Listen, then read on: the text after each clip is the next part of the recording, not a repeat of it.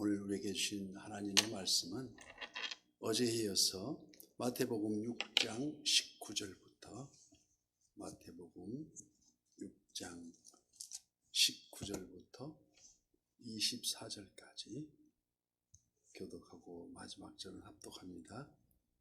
6장 19절부터입니다.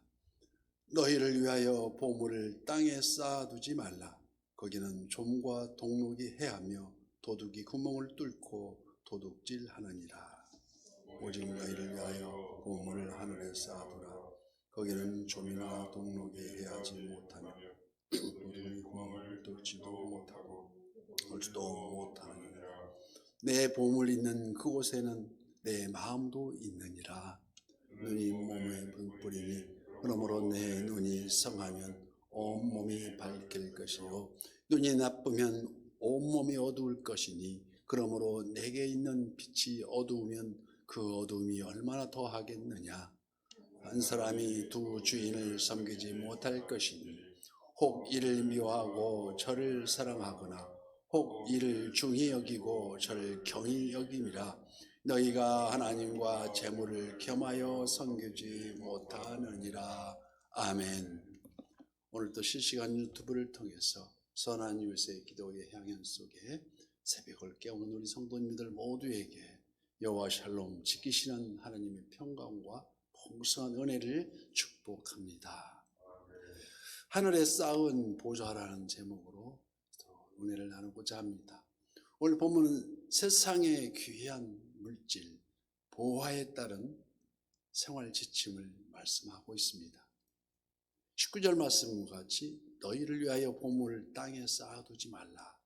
거기는 좀과 동록이 해하며 도둑이 구멍을 뚫고 도둑질하느니라 말씀하십니다. 이 말씀은 재물이 있음을 전제로 하지 않습니까? 즉 재물이 없는 자는 쌓아둘 곳이 필요 없기 때문에, 그래서 항상 필요에 따라 귀히 여기는 보물은 적재적소에 쓰임받는 것이었듯이 흔히들 부정한 재물은 속히나 하고 정직한 재물은 보람있게 사용된다고 말하지만, 그래서 전도서 5장 19절 말씀에 또한 어떤 사람에게든지 하나님이 재물과 부유를 그에게 주사 능히 누리게 하시며 제 몫을 받아 수고함으로 즐거워하게 하신 것은 하나님의 선물이라고 말씀하십니다. 하나님은 선한 노력과 정직한 손길 위에 형통의 복을 지금도 허락하고 계신다는 것입니다. 그래서 20절 말씀에 오직 너희를 위하여 보물을 하늘에 쌓아두라. 거기는 좀이나 동록이 해하지 못하며 도둑이 구멍을 뚫지도 못하고 도둑질도 못하느니라고 말씀하십니다. 즉 재물은 땅에 쌓아두지 말고 하늘에 쌓아두라 하십니다. 왜 그렇습니까? 땅에 쌓아두면 좀이나 동록이 해하며 도둑이 구멍을 뚫을까 근심하는, 그래서 부자는 밤에도 단잠을 자지 못하고 그 재물이 없어질까 걱정한다고 합니다. 예를 들어서 1970년대에 무명 가수로 있다가 지지리도 가난한 우리 군산협회 1위 출신 가수 송대관이 있습니다. 지금도 고생하고 있는데, 쨍하고 해뜰날, 그 해뜰날이라는 제목 노래가 히트를 치면서부터 돈방석에 앉았습니다.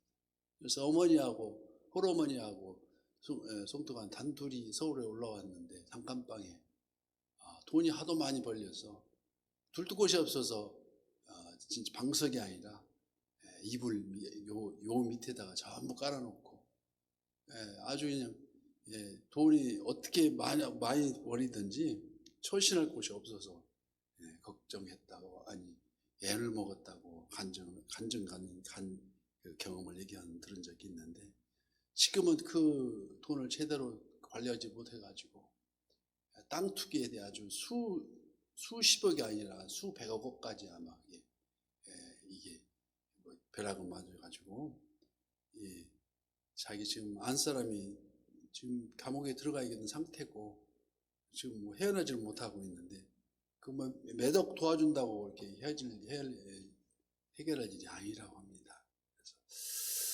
그래서 그 욕심은 욕심을 낳는다고. 그래서 어떤 부자지간이 거지가 그 마을 언덕 움막에서 그 동네를 내려다보고 있는데 갑자기 그 마을 부잣집에 불이 나가지고, 아버지 지금 저 얼마나 가슴이 아플까요? 지금 불이 다 타고 있습니다.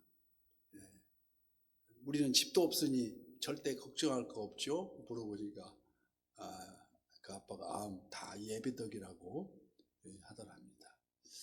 땅엔 탈도 많고 이변도 많고 한치 앞도 못 오물라 다 한다면 재미없지 않냐고 하지만, 오늘 예수님께서는 오직 너희를 위하여 보물을 하늘에 쌓아두라 하십니다.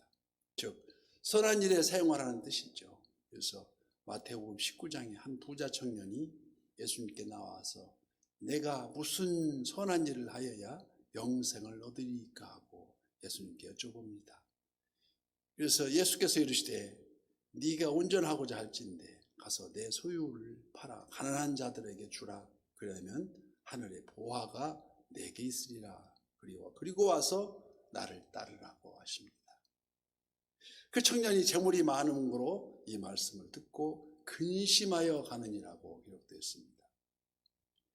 그래서 디모데전서 6장 18절 말씀, 선을 행하고 선한 사업을 많이 하고 나눠주기를 좋아하며 너그러운 자가 되게 하라. 이것이 장래에 자기를 위하여 좋은 터를 쌓아 참된 생명을 취하는 것이라고 말씀합니다.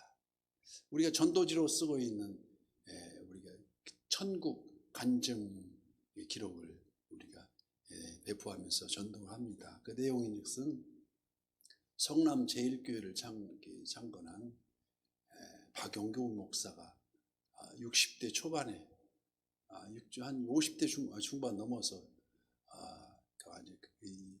혈압 고혈압으로 쓰러져서 아주 인사불성한 상태에서 천국에 간 이렇게 간증에 있어. 그런데 수많은 좋은 일도 많이 하고 문교부 장관 상것도 타고 그랬지만은 상복 자기가 지은 그 하늘에서 인정하는 그런 구제는 자기 18살 때 성탄절 예배 참석하다가 길가에서 떨고 있는 거지 할아버지한테 자기 잠바 벗어줘서 이렇게 벗어준 일.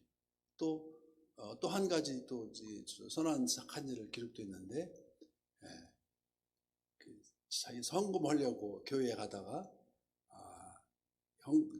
붕어빵 수위에 떨고 있는 배고파하는 거지에게 붕어빵 헌금할 돈으로 붕어빵을 사서 2개를 사서 준 일. 그거 외에는 기록되어 있지 않더라는 것입니다. 그래서 왜 항의를 했는데, 왜 이렇게 내가 한 일도 많은데 학교도 짓고 장학생도 장학금도 주고 여러 가지 좋은 일에서 상도 탔는데 왜 그런 일 하나도 기록되지 않았냐 하니까 천사가 이르기를 작은 소자이자 한 게 내가 예수님을 위해서 한 것이고 네가 하는 것은 이미 다 칭찬을 받음으로써 다 공제되었다고. 모르게 오른손이 하는 것을 왼손이 모르게 하라는 말씀입니다. 그래서 오늘 보면 21절 말씀에 내 보물이 있는 곳에는 내 마음도 있느니라고 그럽니다.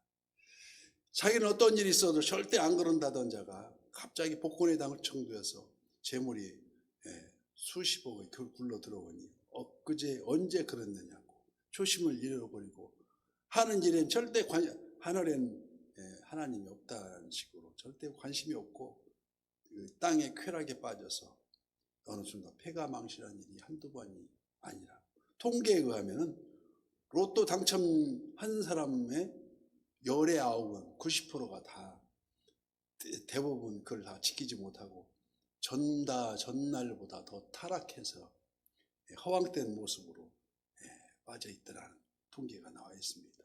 그러나 재물을 하늘에 쌓게 되면은 그 마음도 어느새 하나님 나라의 일에 더 관심을 갖게 되며 자연적으로 차츰 믿음의 반석 위에 서게 된다는 것을 말씀하십니다.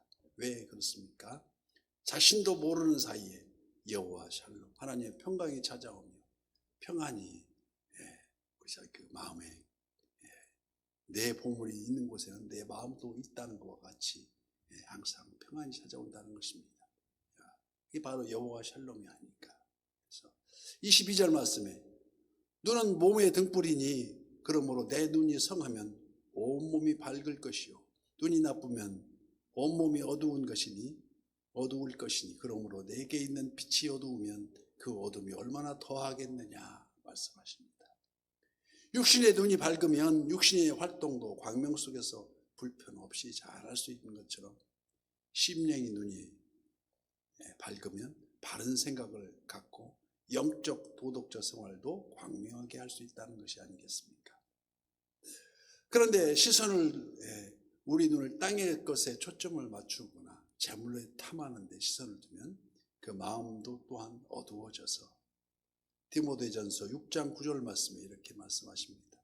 부하려 하는 자들은 시험과 올무에 여러 가지 어리석고 해로운 욕심에 떨어지나니 곧 사람으로 파멸과 멸망에 빠지게 하는 것이라고 말씀합니다. 그러므로 우리들 시선이 매일매일 새벽을 깨우는 우리의 본향 천국 소망의 비전에 시선을 둬야 될 줄 믿습니다.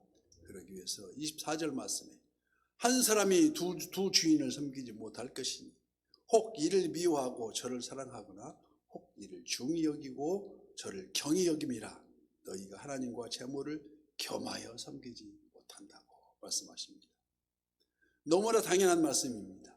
토끼 2마리를 한꺼번에 잡으려면 한 마리도 잡지도 못하는 것과 같이 하나님도 사랑하고 재물도 사랑한다면 참 좋을 것 같지만 그렇지 못하다는 것입니다.